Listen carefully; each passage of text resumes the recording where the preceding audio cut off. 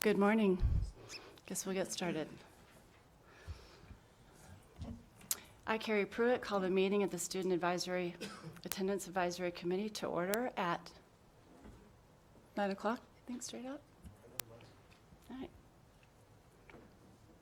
I request the, Okay, Roger Botten, Tracy Moore, Present. Carrie Pruitt, present. Lacey Keel, Present. Charles Aglabat, Present via Zoom. and Riley Killingsworth. Present. Chair Pruitt, we're at quorum. Okay. I would, this time, request a motion from the committee to approve the minutes for this last meeting. Sorry.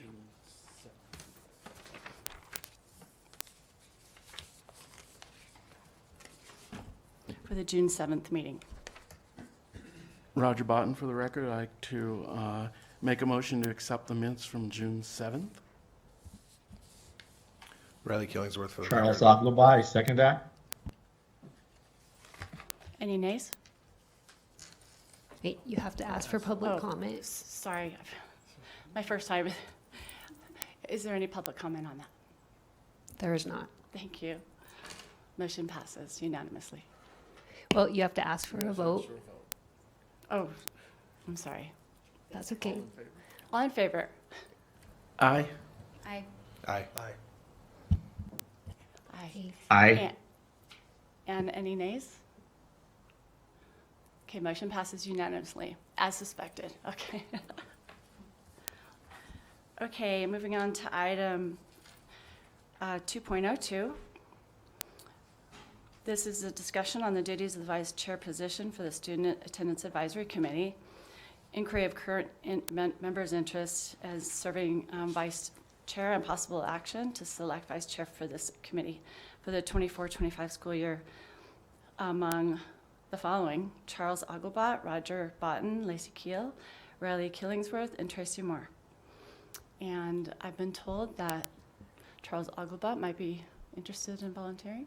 So I just wanted to clarify, good morning, Rochelle Murillo for the record. I'm the liaison for the Student Attendance Advisory Committee. If you recall, last committee, we voted a new chair, so that's Carrie. Welcome, Carrie, as chair. We do need to vote for a vice chair now because she was previously vice chair. And vice chair would be that person to give us basically some feedback on our agenda if Carrie was unable to, and if Carrie was unable to attend a meeting, they would also run this meeting. And that's essentially it.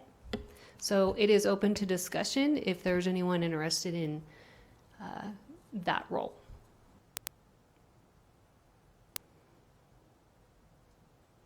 Charles Aglabat for the record. I would like to put my name in the ring.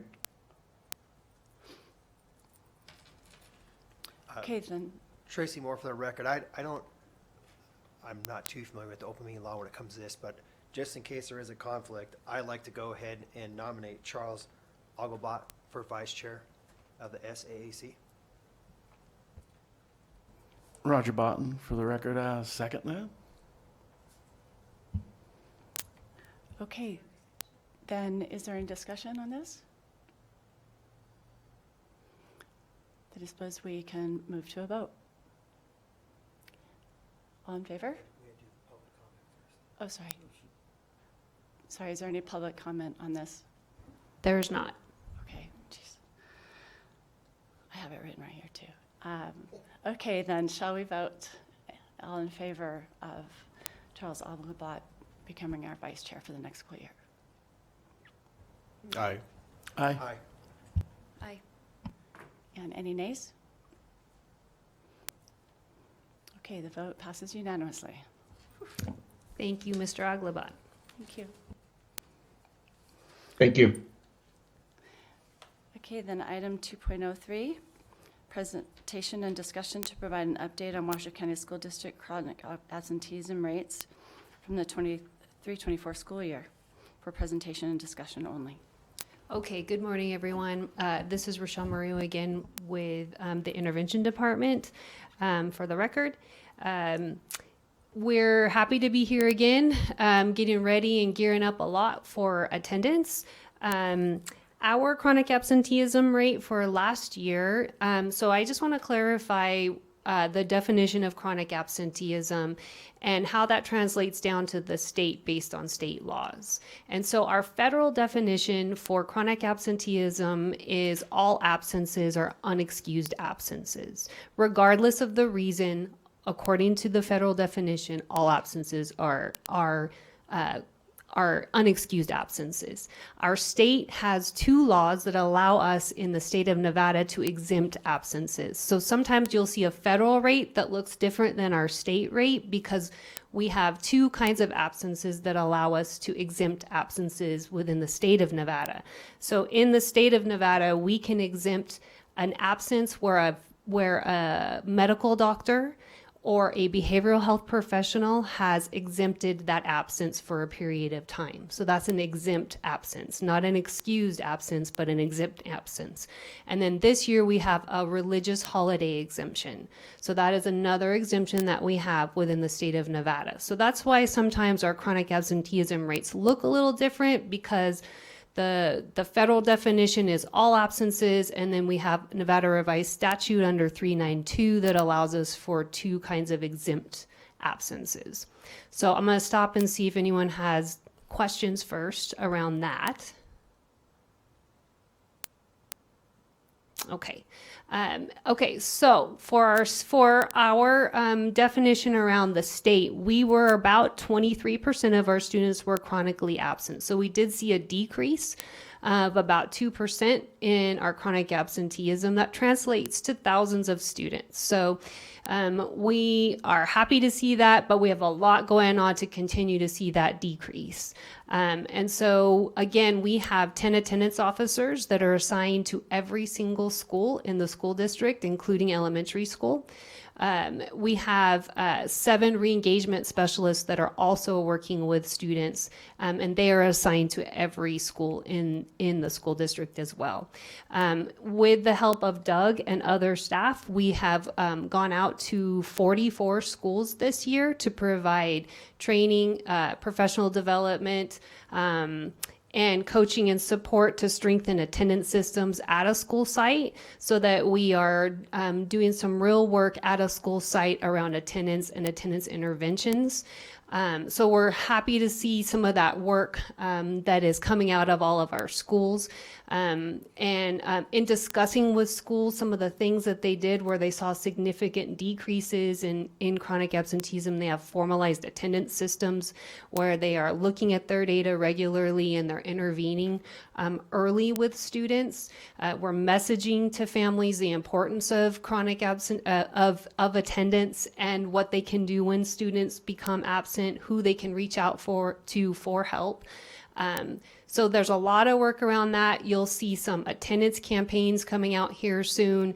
And later in the agenda, I'm going to talk to you a little bit about a community-led task force around chronic absenteeism and some of the work that they are doing to look at attendance on a large system sort of perspective from a community perspective that we've been working with.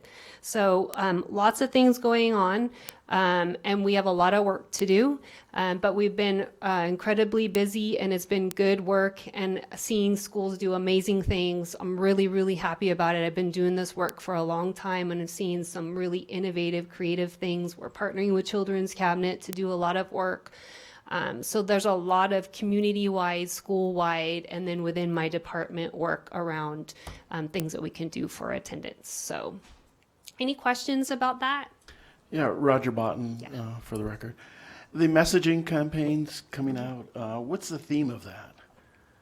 So I don't know that they've totally decided on it yet, so I'm not totally sure, but the next one I'll be able to tell you what the actual theme is. I've heard different things like must be present to win. I think Glenn Duncan uses that one, but the district will have sort of a tagline around, getting students to school and what does that look like. So I will get back to you on that one. Sorry, Roger Bond again. Is that going to be something they push out in media, or how are they Yeah, going to do so it's going to be pushed out. Our community task force, so this will go off the agenda a little bit. So I will talk a little bit more about it when we talk about the community task force, but there's been radio spots. And then we are partnering with PBS and KP 3 to KPS 3, I think it is, to do some news sort of like local channel spots where we'll do that, but it's hard to get airtime right now in a political season. A lot of those airtime are already booked up.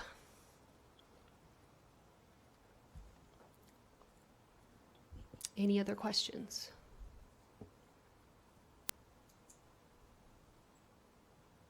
Okay.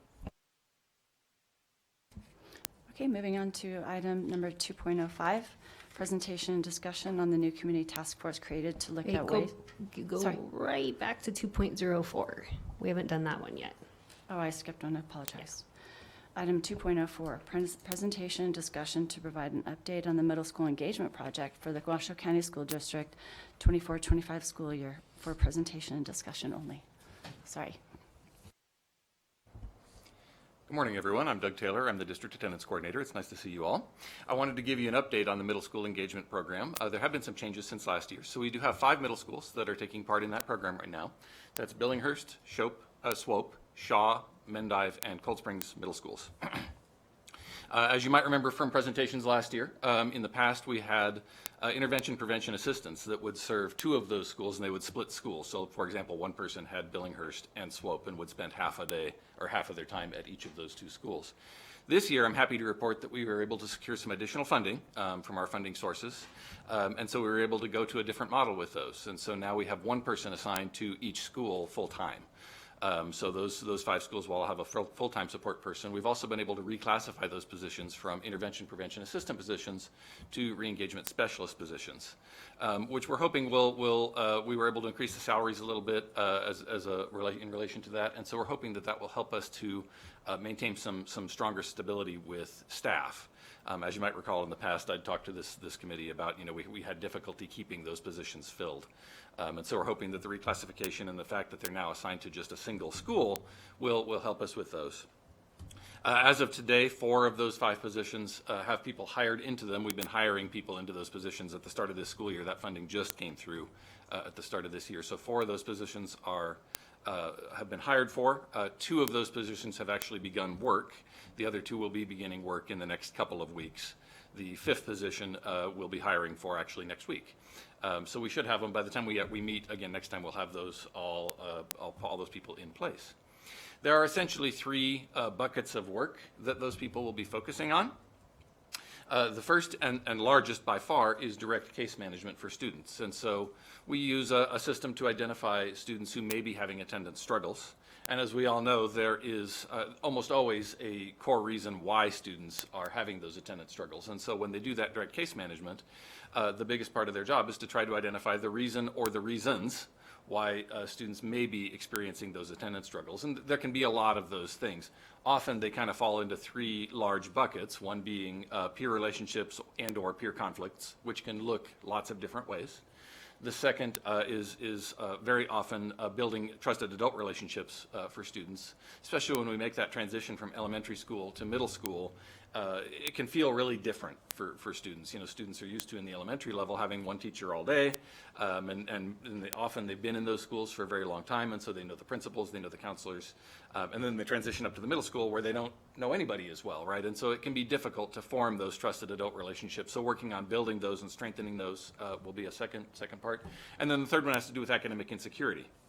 And so looking for students that are performing below grade level or have gaps in their learning and working to identify ways to fill those gaps are all really good ways to address chronic absenteeism. Now, obviously, there's lots of other reasons why students might be starting to experience absenteeism. And so in that first bucket where the staff is providing direct case management, they're working with, the expectation is it will serve a minimum of 100 students at their school through direct case management. And when they're working with those students, that means they'll have a minimum of 4 times where they meet with those students on either a one-on-one or a small group basis and work with them on identifying the core reason and then putting into place supports and systems that can help to address, whatever that core reason is. And so depending on the student, that can look very differently. Now, when I say a minimum of 4, some students will, after 4, maybe we'll be able to have the situation addressed. Some students, they'll probably work with a lot longer than that. And there's a variety of strategies, many strategies that they will use to work directly with those students or to link those students up with other staff members that can help to support them. The second large bucket, or so that's their first large bucket of work, and that's probably about 80% of their time is spent on that direct case management. The other 2 buckets have to do with engagement clubs and activities.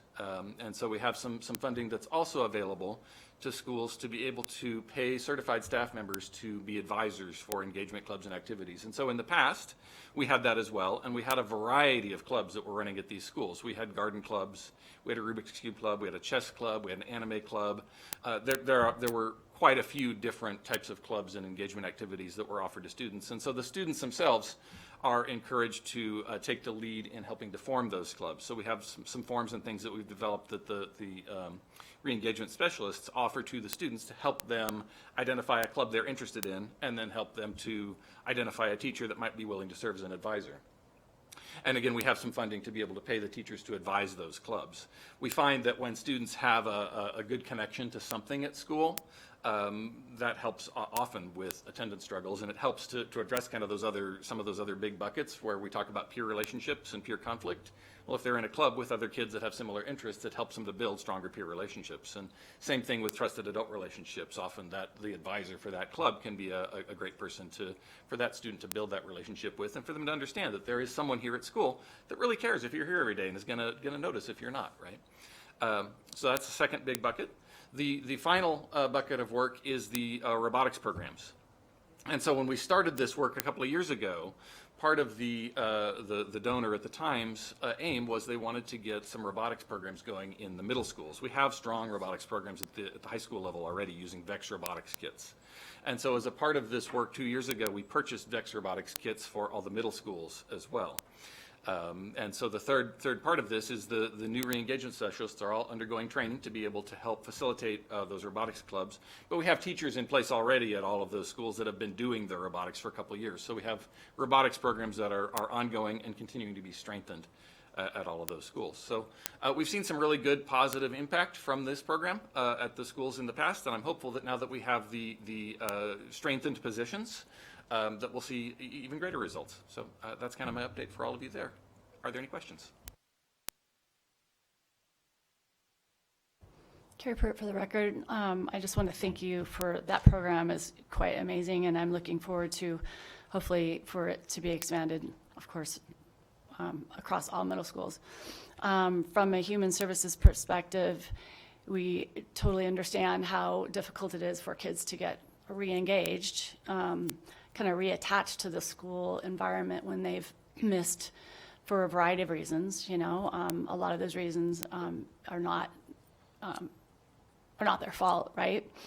So as we look to support these programs from our agency perspective, I anticipate our workers reaching out to those re-engagement specialists, and I know that has been welcome in the past. So I just want to kind of reiterate that we will be working with you to support those kids.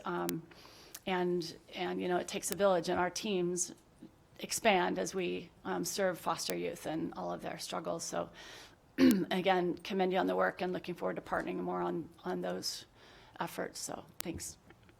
Thank you, Chair Pruitt. We're looking forward to that as well. Roger Botten, for the record. That sounds like a great program at middle school. When did that start? Was that last year? This is the third year of that program being in place. Have we seen, tease out what effect that has had on attendance in those 3 years? What, especially just within middle school? I know we've had a decrease in attendance, in the issues this year, but have we looked at middle school and said, okay, this is the effect it's had so far? So we have a lot of qualitative data that says to us that the students that work directly with the intervention prevention assistants in the past had a positive effect on their attendance and also on their attitudes about school and on those kind of three buckets that I mentioned, the peer relationships, the adult relationships, and the academic insecurity. So we have lots of qualitative data that shows us that. In terms of quantitative data, it's a little bit murkier because it's tough to compare a student to another student. And so the way we've tried to do that in the past is with a matched comparison group where we look at students that worked with the prevention intervention assistant versus students that had not, that had been in a similar place prior to working with the assistant. And that data is a little bit fuzzier. But in terms of qualitative data and reports from students, reports from families, reports from staff, we have a lot of information that says to us that this program really works and makes a big difference for a lot of kids and a lot of families.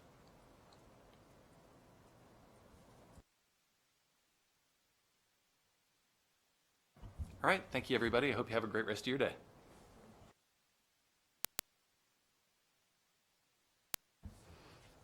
Okay, moving on to item number 2.05, which is presentation discussion of the new community task force created to look at ways the community can help reduce chronic absenteeism in the Washoe County School District. For presentation and discussion only. Okay, that's me again, and I always have issues with trying to share this with you, Charles, so I might have to just send it to you because it's not letting me. Okay, but I will try to explain as much as possible, kind of like a radio DJ here.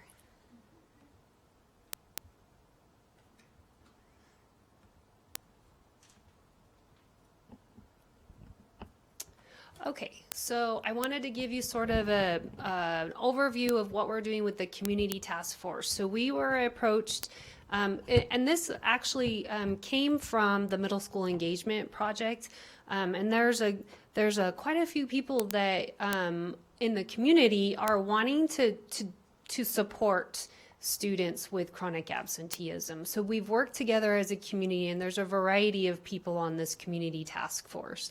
And it's not led by the school district, although we are a part of it. So I've been a part of it. Carrie has been a part of it. So Human Services Agency has been there. Washoe County Juvenile Services has been in there. Liz and Joe Size has been there. Liz Flores. Children's Cabinet's been there. Kim. We have a representative from Communities and Schools there. We have a representative from PBS there, Kurt. So lots of people are on this committee, and they've identified areas that are more systemic kinds of things that impact chronic absenteeism and are barriers for families and students that impact attendance. And so these are some of these areas, these initiatives that they've identified as areas that they really want to work on from a community perspective. And so the first one is they are working on establishing funding to dedicate a site coordinator in communities and schools, or a re-engagement specialist. We've called them prevention specialists, but they're re-engagement specialists now at every school. Right now we're focusing on, so let's take that down. That'll take a long time for us to do, right? But right now we're focusing on, can we do that at a middle school level so that every middle school has at least one person that their job is to work on chronic absenteeism and work with students who are chronically absent. So they're working on establishing funding around this area. They'd also like to expand family resource centers and support access to basic needs for families. So in doing that, just to give you a sense of why did they decide on family resource centers? So we know when we look at chronic absenteeism rates, our students that are homeless have the highest rates of chronic absenteeism in our district. So when we look at those students, they have high rates of chronic absenteeism because their housing is very transient and it's difficult for them to get to school when they're displaced. And we do have families sometimes that are living in cars, living in shelters, living in weekly motels. When families don't have access to basic needs like housing, food, clothing, power in their home, it makes it very difficult for them to be able to support their children in getting to school, and for their children to focus and learn at school when they don't have access to basic needs. So this group is looking at expanding family resource centers. We have 5 family resource centers currently, which are entirely grant funded. And we are looking at losing 2 of those grants at the end of this school year. But they would like to strengthen the funding and the sustainability of funding with family resource centers and expand that to 5 additional family resource centers. Their goal is to expand it by 2025, which is a lofty goal. So we will see how that goes, but that's their goal. And then we are also co-locating some children's cabinet staff with the help of Lacey and Kim. So after the fall break, there will be about 3 staff. And Lacey, if you want to say anything about it, you can. I don't want to put you on the spot. But and they will be working with us to provide support and do some cross collaboration across some of our services at Family Resource Centers. So they'll be located. Can you tell me which sites? Because I don't remember them off the top of my head. Yes, so we're going to be at the O'Brien FRC, the Worcester FRC, and Sparks High School. Okay. And so this is really going to not only bridge that gap with our services as well as the school district, but it's really going to allow us to do a deep dive into what areas these families really need those supports, and give us an opportunity to gain some really good data. Okay, great. The third thing they'd like to do is look a little bit at transportation. So sometimes walk zones can be far for kids or complicated for kids to walk through, or when there's inclement weather, it's difficult to get to school. If you think about North Valleys and it snows, sometimes kids have to walk in the middle of the street because there's so much snow out there to get to school. So that's an example of, some of the sort of concerns around transportation that can impact transportation. It's also looking at, can we expand transportation so that we can allow students to participate in sports after school or tutoring after school. Sometimes if kids want to participate in tutoring now and they take the bus, they can't because the bus has to leave and transport everyone, so they don't have a bus to get home if they're participating in after school programs. So that's something that they're looking at. And again, these are long-term goals that will take time for this community task group to tackle, but they're very innovative. So I'm excited to see what comes out of it. They would like to work on expanding before and after school programs so that more schools have before and after school programs, so that if there's working families, they can drop their children off and allow them to have breakfast and be in programming and then go to school and make it easier for our working families. They want to work towards preventing students from falling behind academically. So they're going to work on some of that in collaboration with the school district. They would like to engage and educate parents in on the community resources that are available around attendance and education. So they're doing some of that work in family engagement in partnership with family school partnerships in the school district. They are now launching a community awareness campaign in collaboration with PBS. So you will see they're not called ads, they're community service messages. You'll see some now, and then you'll see many more. It died. That one died anyway. You'll see many more after the political season. So once we vote, then some of those slots open up, and then we will have more of those going out. They'll be in English and Spanish. They have already paid for several thousand radio spots at some of the Spanish language radio. So those have already gone out, and they're working with our communications department to develop a message around why attendance is important for students. And then they would like to reduce the use of subs and increase the teacher pool pools. So they're looking at things like how can they help to provide childcare for teachers? How can they make housing more affordable for teachers? How can they make sure teachers feel like they're appreciated?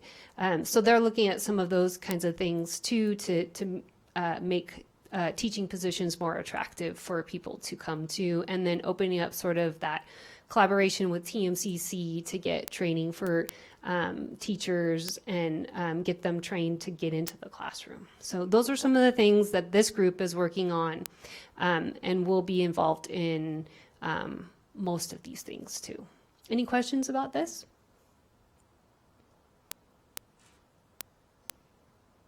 Carrie Pruitt for the record, not really a question, but just a comment that as I did participate in kind of the development of all these, I know that all of these goals are extremely critical, and what the two I'm very excited about are the transportation before and after school care, because our foster kids, well, first of all, our number of foster homes is we have a huge shortage on that. So while kids are allowed to stay in their school of origin and not having to move to a different school zone every time they move placements, we have so few foster homes that we have kids that are placed 20 miles, say 15 miles away from the school they're attending. And we really heavily rely on the Boys and Girls Clubs and other like before and after school programming in order to get those kids to school, because our foster families have so many kids in their homes and they're just not able to, drive those kids if there isn't a bus, and it's a long distance for a bus to travel. So those couple of things would make an absolute huge difference, because that transportation is a real crisis still, especially for our foster families. And so just my 2 cents on that, and looking forward to all these things because all these supports are so important.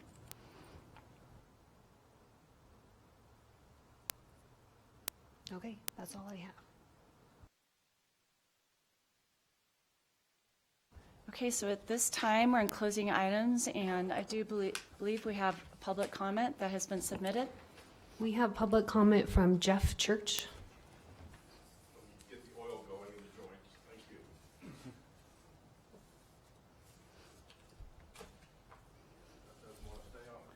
There I we are. believe there's There 3 we are. minutes for this public comment. Like to add, he probably knows about it. And you're doing great. You're doing Oh, great. yeah.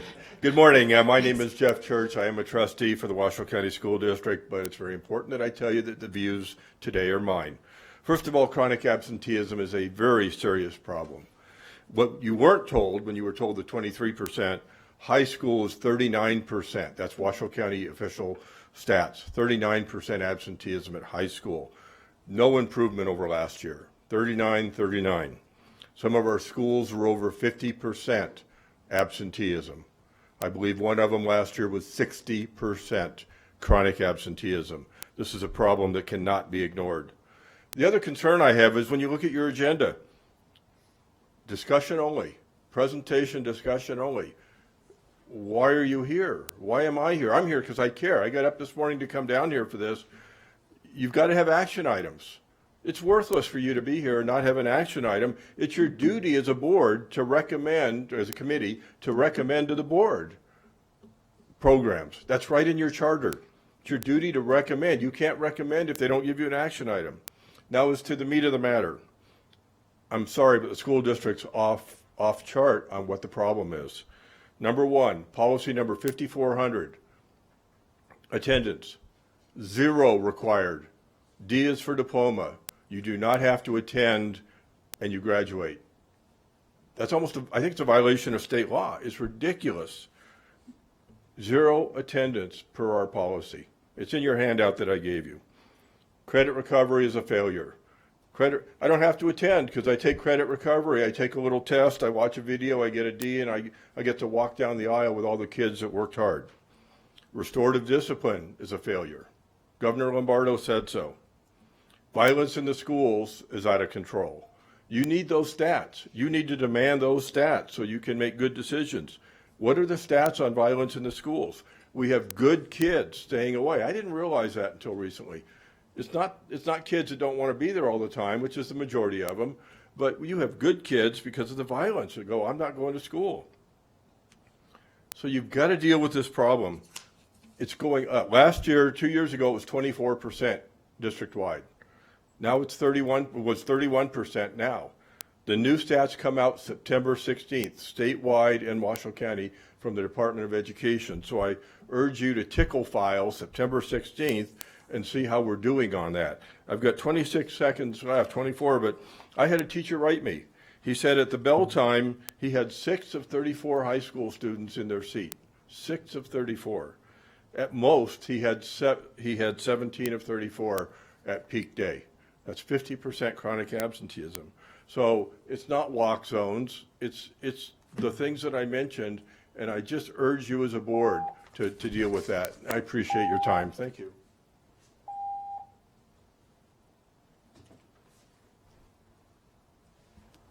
And are there any other public comment? There's no other public comment. Okay, then at this time, moving on to item number 3.02, the announcement of the next meeting is set for December 13th, 2024, in the same location at 9 a.m. Okay. And the final item, 3.03, is calling to adjourn our meeting at 9:35. Rochelle, if I can, before we adjourn, one thing I do ask if we can add to, you being new to this board. Yes. And being a committee member, is there a chance on the agenda that we can put in there just a line item that members of the board or the community can request items be placed onto the agenda? Yes. Perfect. I'm just, I apologize. Sorry, I should have said Tracy Moore for the record, but I'm just trying to learn what the role in the group is, and I'm happy to be with this group, but I have a ton of notes and questions I have. And I understand Mr. Church's comments and concerns and just lots of questions to ask. But I'll get with you offline on record. There's probably a couple things I just notated. I was like, we probably should, as a committee, be making some sound judgment decisions. And a lot of my stuff is like data and history, and I just don't have it. So I'll get with you offline. But if we can add in there that we can, as a committee, add things that we want to see on the agenda for the next meeting, that'd be awesome. Yeah, I'll double check on it being like an actual agenda item, because I think if it is an agenda item, we'll have to vote on it, which if we're good with that, then we can definitely do that. Perfect. Okay. Is there any more discussion or comments? Okay. Then we shall adjourn our meeting at 9:37, I believe. Thank you. Great. Thanks, Charles. Hope you feel better. Thank you. Sorry about that, guys. I'm just having some asthmatic attacks, so stay home. Take care. Be safe.